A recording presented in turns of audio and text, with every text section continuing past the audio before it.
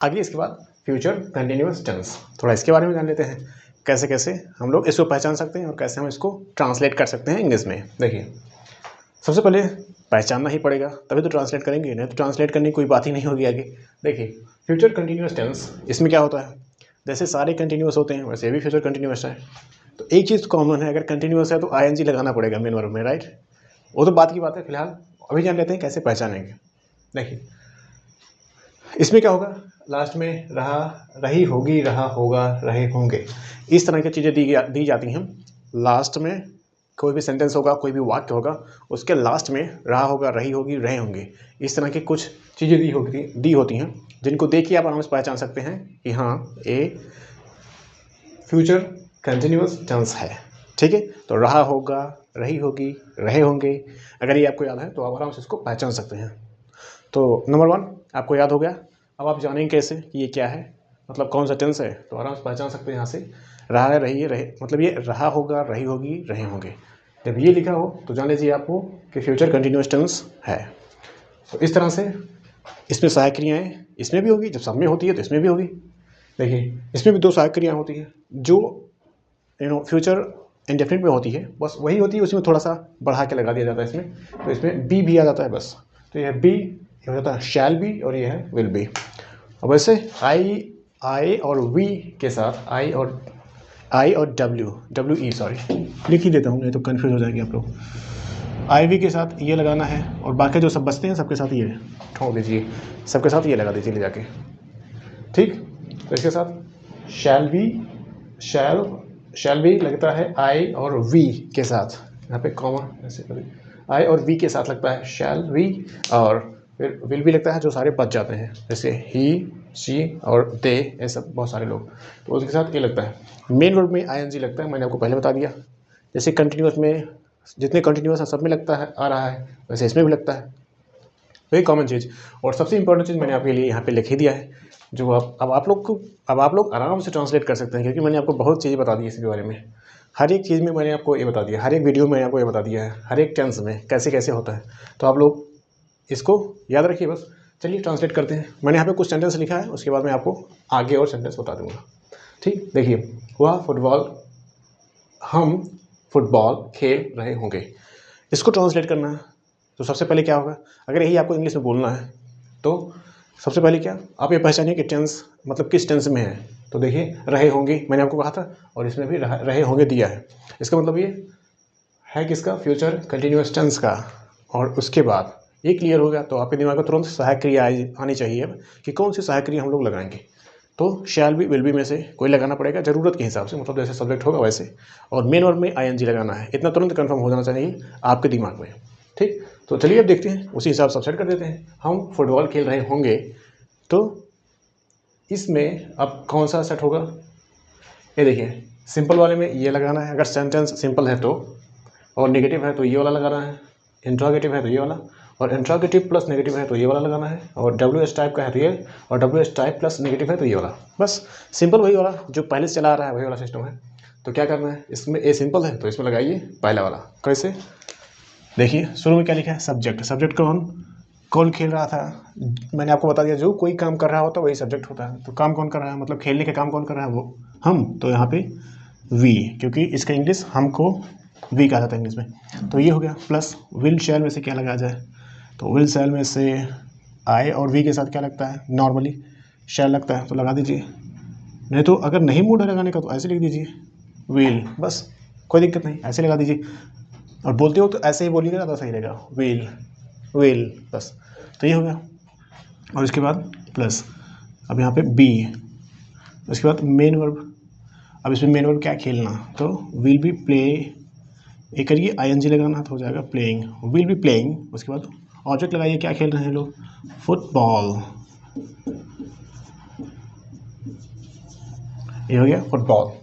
तो will be playing football, आराम से हो गया। नहीं तो अभी आप बोलेंगे इसको, ये तो ट्रांसलेशन हो गया इसका, आप चाहें तो कह दीजिए we shall be playing football, will be playing football.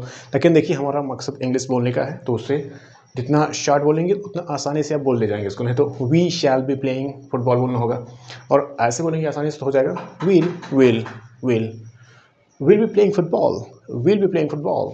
या किसी ने पूछा what will you be doing tomorrow, तुम कल क्या कर रहे होगे, तो आप बोल सकते हैं कि विल बी प्लेइंग फुटबॉल, या all of us are going to play football there just in the park that is there in front of my hostel, और you can say house, something else like that. किसी ने कहा आपसे कि कल क्या कर रहे होगे, what will you be doing tomorrow, तो आप कह सकते हैं कि we will be playing football because tomorrow we are going to be there in front of the hostel or in front of the park. There is a big ground over there, and after that, I mean, in that especially in that ground, all the friends are going to be there for playing what? Football. All of us are going to be there for playing football. So around this time tomorrow we will be playing football. We will be playing football, या फिर we'll be playing football there because we have decided this thing. All the friends have agreed to this thing that we will be playing football tomorrow there. Okay, तो इस तरह से आप इसको बोल सकते हैं। तो ये होगा we'll be playing football ऐसे। अब दूसरा वाला चपरासी घंटी क्यों बजा रहा होगा। अब हम इसको इंग्लिश में बोलना है तो आराम से देखिए, पहले क्या लास्ट में है, रहा होगा, तो टेंस कौन सा, फ्यूचर कंटिन्यूअस टेंस।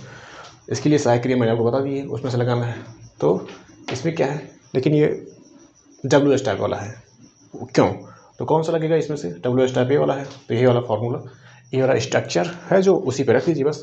WH सबसे पहले दिया है, WH लगा दीजिए, कोई दिक्कत नहीं। WH वाला कौन सा है, ये है Y, तो इसको लिखिए WHY। इसके बाद शैल विल में से कोई एक, और शैल विल में से कोई एक कैसे लगेगा, और सब्जेक्ट के हिसाब से। सब्जेक्ट कौन, जो कोई काम करता है वही सब्जेक्ट होता है। तो घंटी बजाने का काम कर रहा है चपरासी को इंग्लिश में कहा जाता है पियन। सो वाई पहले इसमें हाँ वो हो गया, लेकिन पियन उसके हिसाब से लगेगा विल। वैसे लगाने को आप स्पोकन इंग्लिश में कुछ भी लगा के बोल सकते हैं, मैंने बता दिया, तो हम लोग विल लगा देते हैं। चलिए ये अब ये PEON ये होता है इसकी इंग्लिश, चपरासी को इंग्लिश में ही कहा जाता है पियन। तो ये हो गया, और उसके बाद सब्जेक्ट बी, क्यों बजा रहा होगा, ठीक। इसके बाद बी, तो बी लिखना पड़ेगा ऐसे ही, बी प्लस मेन वर्ब।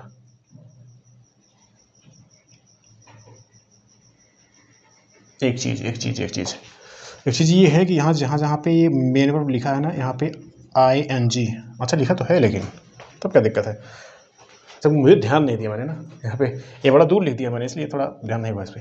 तो इसके बाद मेन वर्ब प्लस ING, मतलब मेन वर्ब में ING, तो रिंग मतलब बजाना, तो रिंगिंग कर दीजिए इसी में ING लगा के रिंगिंग।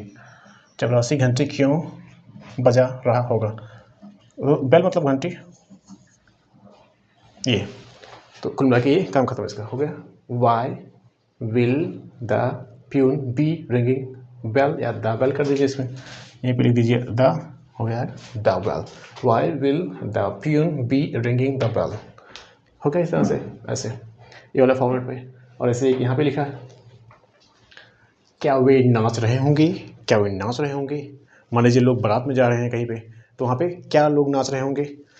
2-3 दिन के बाद कहीं बारात जाना है, जब बाराती लोग पहले से प्लान बना रहे हैं, चल कि नागिन डांस करना है, सड़िया वाला डांस करना है, किस तरह का डांस करना है, पहले से ही फिक्स कर रहे हैं प्लान बना के क्या।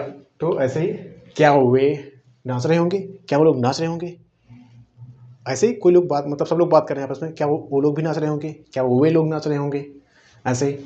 तो इसको अगर ट्रांसलेट करना हो तो आराम से हो सकता है। क्या किस में पहले आएगा, इंट्रोगेटिव है तो ये वाला लगा दीजिए, विल या शैल में से कोई पहले लगाइए, उसके बाद फिर सब्जेक्ट आएगा। मैं कुछ चीज़ें यहाँ से मिटा देता हूँ क्योंकि ये लिखने में जगह थोड़ा कम। ये देखिए क्या वे नाच रहे होंगे, तो इसके लिए कौन सा लगेगा, ये वाला फॉर्मेट इंट्रोगेटिव है तो ये वाला हो जाएगा इसमें ये। तो विल या शैल में से कोई एक, तो विल लगाइए क्योंकि दे सब्जेक्ट है हमारा विल। इसके बाद फिर सब्जेक्ट में कौन, दे, नाचेंगे तो वही लोग ना, दे वही है, दे बी। फिर मेन वर्ब में ING, डांसिंग, डांस मतलब नाचना, डांसिंग उसी में कर दीजिए ING लगा के हो जाएगा डांसिंग प्लस ऑब्जेक्ट है तो लगाइए, नहीं तो बात खत्म है ही नहीं। क्या लगाओगे आपको, कुछ नहीं। विल दे बी डांसिंग, क्या वो लोग नाच रहे होंगे, विल दे बी डांसिंग, ये हो गया इसका, क्या वे नाच रहे होंगे, विल दे बी डांसिंग। इस तरह से ये वाला काम खत्म हो गया। अब ऐसे ही आप खूब सारा बनाते रहिए, चाहे जैसे क्या वो पत्र लिख रहा होगा, क्या तुम अमेरिका जा रहे होगे, क्या वो लोग नदी में तैर रहे होंगे, वो लोग नदी में क्यों नहीं तैर रहे होंगे, एक लिख देते हैं यहीं पे, वे लोग नदी में क्यों नहीं तैर रहे होंगे। बच्चे लिख देते हैं, बच्चे आज बच्चे नदी में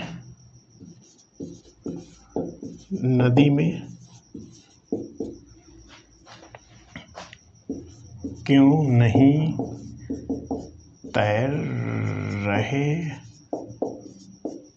होंगे। ये इस तरह से हो गया। और इसको ट्रांसलेट करना है तो कोई बात नहीं, क्यों नहीं आया है तो देख लीजिए किसमें है, मतलब WH टाइप और नेगेटिव वाला किसमें है, तो ये लास्ट वाले में एकदम ये WH और नेगेटिव। तो फॉर्मूला कौन सा सेट करना है हमको, ये वाला। सबसे पहले WH, तो WH में ये लगा दीजिए Y, क्यों, इसके बाद विल सेल में से कोई एक तो विल, प्लस सब्जेक्ट कौन, बच्चे हैं तो द, क्योंकि तैरेंगे तो ही ना बच्चे, will the children, CHILDREN, children, will the children not B, उसके बाद मेन वर्ब में ING, स्विमिंग में ING लगाएंगे तो ये इस तरह से हो जाता है, स्विमिंग। अब क्या, इन द रिवर, मतलब नदी में, ठीक है। बच्चे नदी में क्यों नहीं तैर रहे होंगे, why will the children not be swimming in the river. इस तरह से काम खत्म। और ऐसे आप बहुत सारे बना सकते हैं, बहुत सारे सेंटेंसेस। अब मैं कितना बताऊंगा आपको,